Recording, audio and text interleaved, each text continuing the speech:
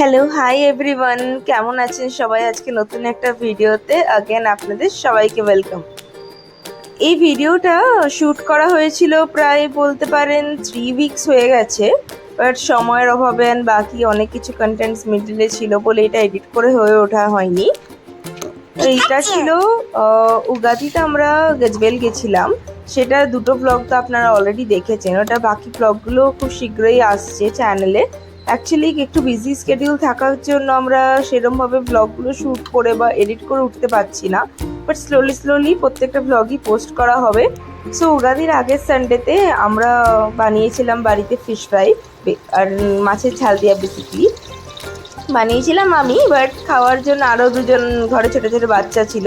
তো আমি পেয়েছিলাম ইস্ট কোস্টের ওয়েবসাইট থেকে আমি অর্ডার করেছিলাম রুই মাছ, আর তার সঙ্গে অর্ডার করেছিলাম মাছের ডিম।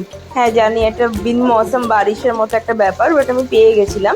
তো সেগুলোকে ভালো করে নুন হলুদ আর সামান্য একটু চিলি ফ্লেক্স মানে চিলি পাউডার বা কাশ্মীরি চিলি বলতে পারো, যেহেতু আমি দুটোই দিয়েছিলাম, দিয়ে ভালো করে মিক্স করে ভেজে নিয়েছিলাম। এখানে মাছের ঝাল দিয়ে আমি খুবই সিম্পল ওয়েতে বানিয়েছি।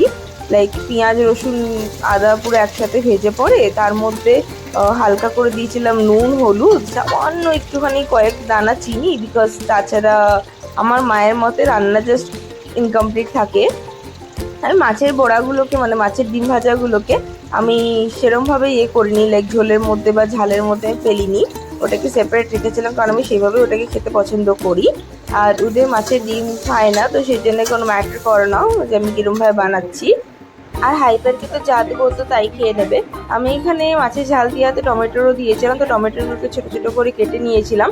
সঙ্গে আমি একটুখানি সর্ষে বেটে ওটাকে আলাদা করে রেখে দিয়েছিলাম। আমি এখানে সর্ষে বাটার জলটাই ইউজ করি, ওই সর্ষে মেন ছাল শুকলাগুলো ইউজ করি না, কারণ একটু বেশি ওটাতে তেতো হয়ে যায় খাবারটা।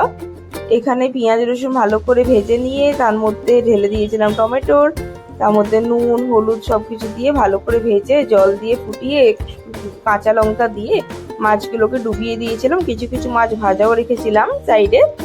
আর এরমভাবে তৈরি হয়ে গেছিলো সুন্দর মাছের ঝাল দিয়া।